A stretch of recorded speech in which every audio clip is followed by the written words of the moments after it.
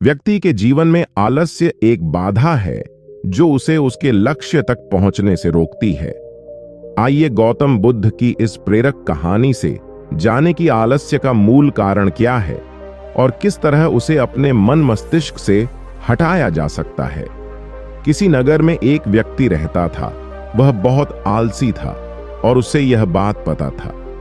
एक दिन वह बुद्ध जी के पास आया और दुखी मन से बोला, बुद्ध जी, मैं बहुत आलसी हूं और अपने आलस्यपन के कारण मुझसे कोई भी कार्य सही समय पर नहीं होता है और ना ही ठीक से कर पाता हूं। मेरे घर में सभी मुझसे परेशान हैं। कृपया बताइए मैं क्या करूं? बुद्ध जी मुस्कुराए और बोले, तुम्हें कैसे पता कि तुम आलसी हो और किस प्रकार का आलस्य है? तुम्हें? व्यक्ति ने कहा, मुझे यह तो ठीक से नहीं पता कि आलस्य वाकई में क्या होता है, लेकिन यह जो भी है बहुत बुरा है।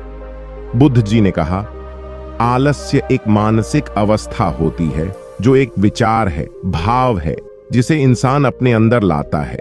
मनुष्य को दो प्रकार से आलस्य आता है, शारीरिक और मानसिक। मैं इन दोनों के बारे में बताने से पहले मैं तुम्हें एक कहानी सुनाता हूं।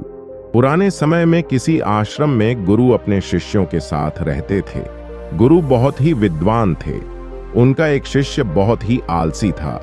उसकी शिक्षा पूरी होने वाली थी, लेकिन वह समय का मूल्य नहीं समझ सका था। शिष्य आलस्य की वजह से आज का काम कल पर टाल देता था। गुरु ने सोचा कि शिष्य को समय का महत्व नहीं समझाया तो इसका जीवन बर्बाद हो जाएगा।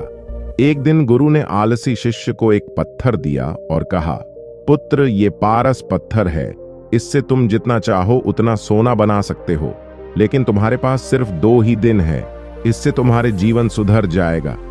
मैं दूसरे गांव जा रहा हूं, 2 दिन बाद आश्रम लौट आऊंगा, तब मैं तुमसे ये पत्थर वापस ले लूंगा। पारस पत्थर देकर गुरुजी आश्रम से चले गए। आलसी शिष्य पत्थर पाकर बहुत खुश हो गया। उसने सोचा कि इस पत्थर से इतना सोना बना लूंगा कि उसे पूरे जीवन काम करने की जरूरत नहीं पड़ेगी। अभी मेरे पास 2 दिन है, एक दिन आराम कर लेता हूं, अगले दिन सोना बना लूंगा। ये सोचकर वह सो गया। पूरा दिन और पूरी रात आराम करने के बाद जब वह उठा तो उसने सोचा कि आज बहुत सारा लोहा लेकर आना है और उसे सोना बनाना है, लेकिन इससे पहले खाना खा लेता हूं, फिर काम करूंगा। उसने पेट भर खाना खाया तो उसे नींद आने लगी। अब वह सोचने लगा कि कुछ देर सो लेता हूं, सोना बनाने का काम तो छोटा है, शाम को कर लूंगा। उसे नींद आ गई।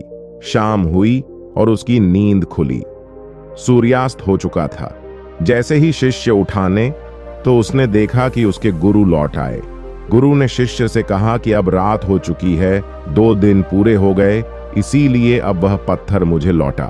पत्थर देते समय शिष्य को अपनी गलती का एहसास हो गया। उसे समझ आ गया कि समय मूल्यवान है, इसे आलस्य से बर्बाद नहीं करना चाहिए।